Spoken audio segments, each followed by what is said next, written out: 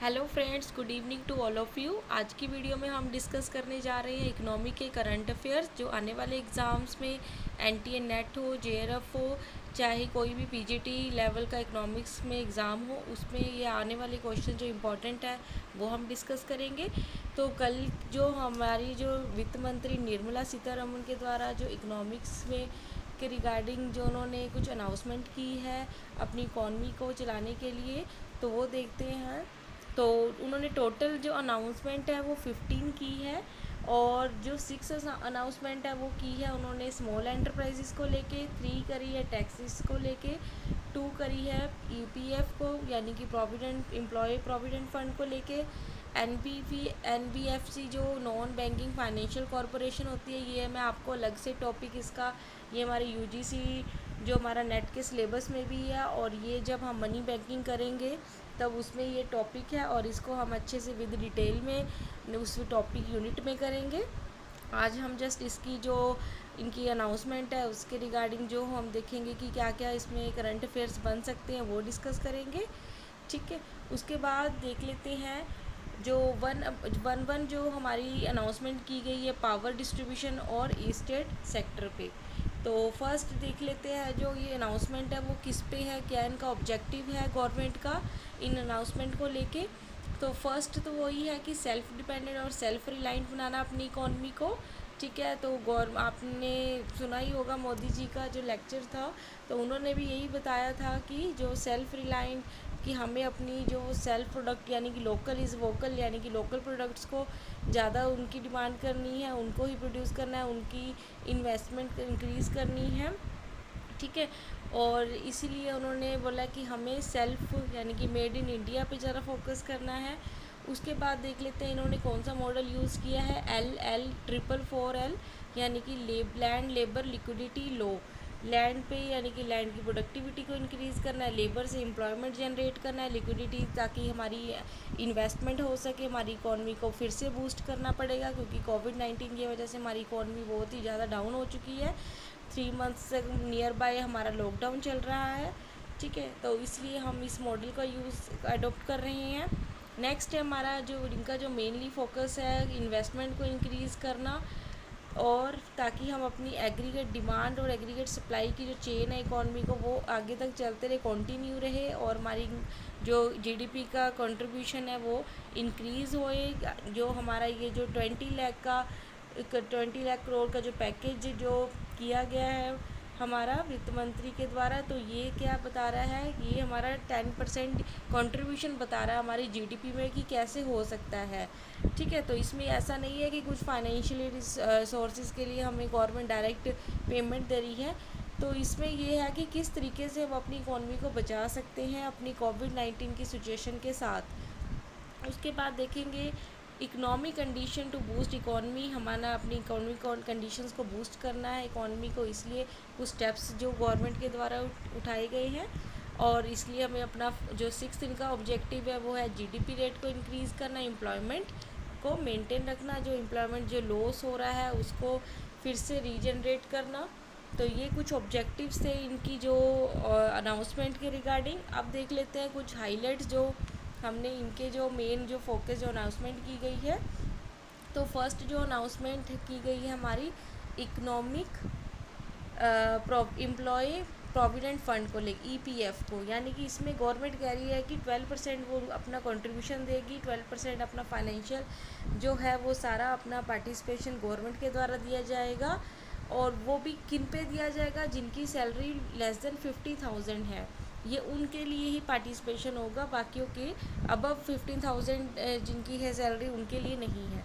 उसके बाद है रिड्यूस कर दिया गया है जो दूसरी इसके अंडर देखेंगे जो पीएफ जो प्रोविडेंट फंड जो कट कटा के सैलरी में कटता है वो भी इन्होंने क्या कर दिया, रिड्यूस कर दिया। इसका रिड्यूस करने का पर्पस क्या है कि सैलरी जो होएगी वो जो इनकम होएगी उससे क्या होगा, वो इंक्रीज़ होएगी, इनकम इंक्रीज से जो एग्रीगेट डिमांड है एफिशिएंसी है वो इंक्रीज़ होगी, और इन्वेस्टमेंट होएगा इंक्रीज़, एम्प्लॉयमेंट जनरेट होगा, और आउटपुट इंक्रीज़ होएगी। तो इसका मतलब है कि जो जब पैसे लोगों के जो मनी की सप्लाई है वो पब्लिक में इंक्रीज़ करना, ताकि जो एग्रीगेट डिमांड को इंक्रीज़ कर सके, सप्लाई चेन को कंटिन्यू कर सके।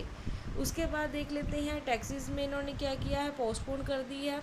अभी रेट ऑफ टैक्स में इन्होंने कोई डिक्रीज़ की यहाँ पे कोई मेंशन नहीं किया है कि रेट, अभी जो हमारा जब हमारी रिसेशन आता है इकोनॉमी में, तो हमारे लिए गवर्नमेंट को क्या करना चाहिए, टैक्सेस को रिड्यूस करना चाहिए और पब्लिक एक्सपेंडिचर को भी क्या करना चाहिए, इंक्रीज़ करना चाहिए आफ्टर द रिसेशन, लेकिन अपनी इकॉनमी को बचाने के लिए। लेकिन यहाँ पे ऐसा कुछ नहीं किया गया है, तो यहाँ पे जो है पोस्टपोन कर दिया गया है। हमारी डेट जो टैक्स रिटर्न की है वो जो पहले 31 जुलाई थी वो 30 नवंबर तक कर दी गई है। ऑडिट डेट भी इंक्रीज़ कर दी है, 30 सितंबर तक पोस्टपोन कर दी गई है। अब टीडीएस देख लेते हैं, टीडीएस क्या होता है, पहले तो इसकी फुल फॉर्म देख लेते हैं। इसकी फुल फॉर्म है टैक्स डिडक्शन एट सोर्स। तो जो भी टैक्स रेट करता है, जैसे आप मान लीजिए बैंक में एफडी, सिप और आरडी जो भी होती है, उसके बाद जो आपका रेट जो रिटर्न होता है अमाउंट, उसके ऊपर जो कट आके उस आता है अमाउंट, उसके जो परसेंट कुछ टीडीएस गवर्नमेंट या बैंक रखती है अपने पास, उसको कहते हैं टीडीएस। तो ये ना कि बैंक, ये तो मैंने एग्जांपल दिया है, बैंकिंग में भी और भी जैसे इंस्टीट्यूशंस और भी जैसे कंस्ट्रक्शन इन्वेस्टमेंट में हो सकता है। तो इसको रिड्यूस कर दिया गया है और ये कब होगा वैलिड, 25% इसको रिड्यूस कर दिया है। और इससे क्या होगा, 50,000 करोड़ जो होएंगे पब्लिक को इससे बेनिफिट होगा रिसीव, और इससे एग्रीगेट डिमांड इन्वेस्टमेंट इंक्रीज़ होगी। और ये वैलिड कब तक किया गया है, 31 मार्च तक 2020 के लिए। उसके बाद देख लेते हैं हम new definition of MSME. MSME की फुल फॉर्म क्या है, माइक्रो स्मॉल मीडियम एंटरप्राइजेज। अब इसकी जो डेफिनेशन है वो, इसमें पहले क्या होता था कि जो इसकी डेफिनेशन लिमिट के अकॉर्डिंग देखी जाती थी, कि अमाउंट ऑफ लिमिट जो इन्वेस्टमेंट का होता था उसके बेस पे हम इसको इस कैटेगरी में डालते थे कि कौन सी जो इंडस्ट्री है माइक्रो में आएगी, कौन सी स्मॉल में आएगी, कौन सी मीडियम में आएगी। लेकिन अब क्या कर दिया गया, इसकी जो डेफिनेशन है उसको अब बिल्कुल ही चेंज कर दिया गया। अब इसमें इन्वेस्टमेंट प्लस टर्नओवर लिया जा रहा है, इन दोनों को देख के हम ले रहे हैं। तो पहले देख लीजिए आप क्या होता था कि मैन्युफैक्चरिंग सेक्टर, और इसमें भी क्या होता था, ये जो भी इंडस्ट्रीज होती है इसको माइक्रो मैन्युफैक्चरिंग और सर्विस सेक्टर में डिवाइड कर दिया जाता था। लेकिन न्यू वाली में ऐसा कुछ नहीं डिवाइड किया गया है, सिर्फ सबके लिए एक इन्वेस्टमेंट टर्नओवर रखा गया है। जबकि यहाँ पे जो मैन्युफैक्चरिंग और सर्विस सेक्टर था उनके लिए जो लिमिट इन्वेस्टमेंट की थी वो अलग थी। तो यहाँ पे देख सकते हो कि जो मैन्युफैक्चरिंग जो लिमिट थी पहले 25 लाख होती थी माइक्रो के लिए और सर्विस सेक्टर के लिए 10 लाख, लेकिन अब कितनी कर दी गई है, अब जो ये लिमिट है वो हो चुकी है 1 करोड़, और इसका जो टर्नओवर है वो 5 करोड़। यानी कि 1 करोड़ की इन्वेस्टमेंट पे अगर किसी कंपनी इंडस्ट्री को टर्नओवर आ रहा है 5 करोड़, तब वो किसकी कैटेगरी में आ जाएगी, माइक्रो में। उसी तरह अगर स्मॉल में देख लेते हैं तो स्मॉल में भी ऐसे ही है, मैन्युफैक्चरिंग सेक्टर की जो लिमिट थी 25 लाख टू 5 करोड़ थी, और सर्विस सेक्टर में 10 लाख टू 2 करोड़ थी। अब वो भी क्या हो चुकी है, इंक्रीज़ हो चुकी है, अब वो 1 to 10 करोड़ टर्नओवर पे हो गई है, यहाँ पे इन्वेस्टमेंट नहीं बताई है। उसके बाद देख लेते हैं मीडियम के लिए क्या इन्होंने रखा है।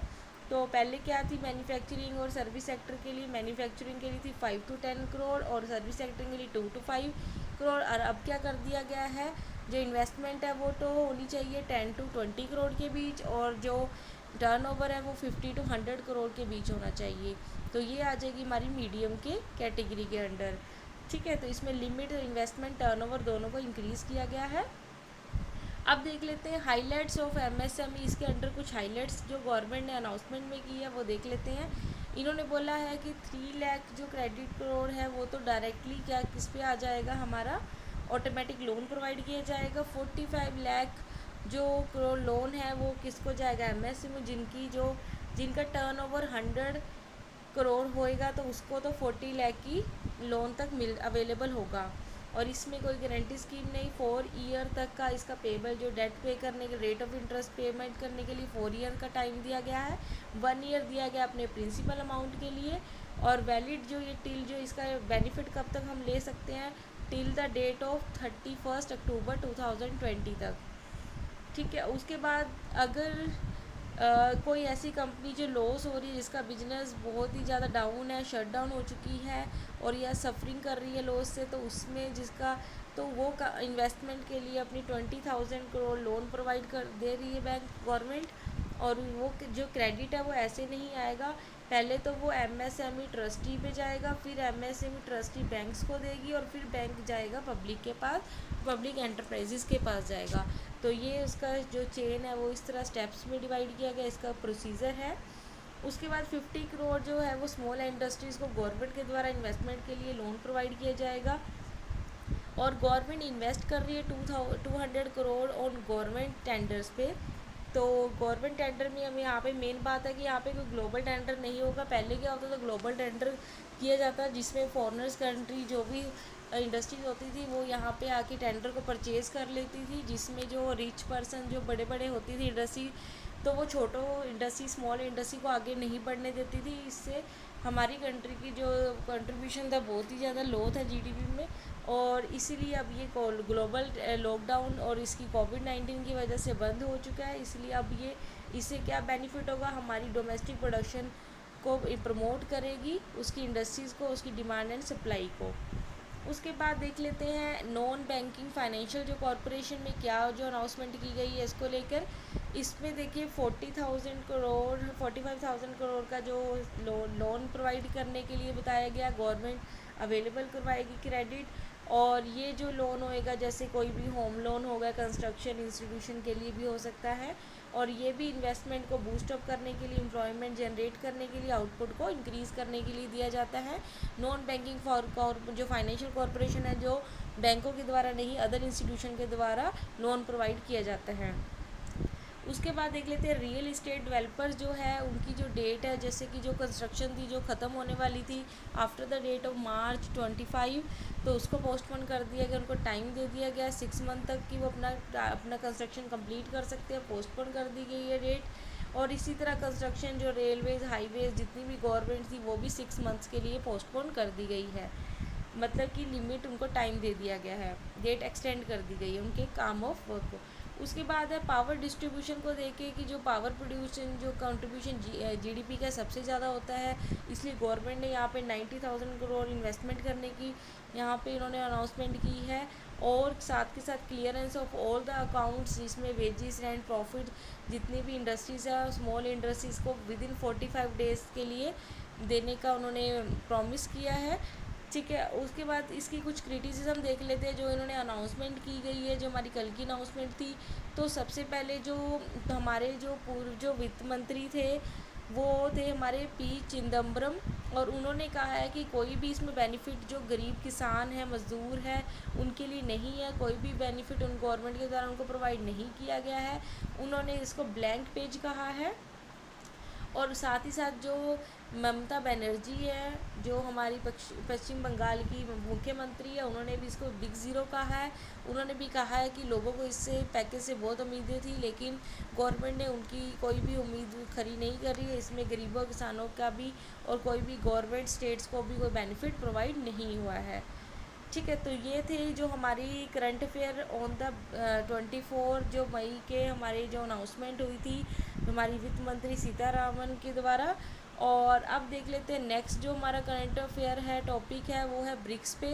ब्रिक्स क्या होता है पहले इसकी फुल फॉर्म देख लीजिए। ब्रिक्स बैंक जो ब्रिक्स है वो Brazil, B for Brazil, L R for Russia, I for India, C for China and S for South Africa इसकी फुल फॉर्म है। और ये मेंबर कंट्रीज़ है इसकी। ये फाउंडेड हुआ था 2006 में, और इसमें ये इकोनॉमिक जो पॉलिटिकल ऑर्गेनाइजेशन है। और इसने क्या किया है हाल ही में इंडिया को लोन प्रोवाइड किया है कितने का, $1 बिलियन का, कोविड-19 की जो पैंडेमिक है उसको फेस करने के लिए। ठीक है, उसके बाद देख लेते हैं अब आपको इसमें अगर ब्रिक्स का क्वेश्चन आ ही जाए तो आपको ये भी ध्यान रखना है जो 11 समिट हुई थी ब्रिक्स की वो कब हुई थी, वो 2000 अभी होके ही हटी रिसेंट में, 13 to 14 नवंबर 2019 में हुई थी। आपने नेक्स्ट भी अब मुझे कमेंट करके बताना है कि जो इसकी नेक्स्ट समिट होएगी वो कब और कहाँ होएगी। ठीक है, तो ये थे हमारे इकोनॉमी के करंट अफेयर्स। अगर आप चाहते हो कि मैं और आने वाली वीडियोस में करंट अफेयर्स और लेके आऊँ तो आप मुझे सपोर्ट कीजिए, मेरी वीडियो को जितना हो सके लाइक एंड शेयर कीजिए और कमेंट करके मुझे अपनी फ़ीडबैक दीजिए। और जिन्होंने अभी भी मेरी चैनल को सब्सक्राइब नहीं किया तो प्लीज़ कर लीजिए और बेल आइकन पे क्लिक कर लीजिए ताकि आने वाली वीडियोस की नोटिफिकेशन आपको सबसे पहले मिल सके। Thank you.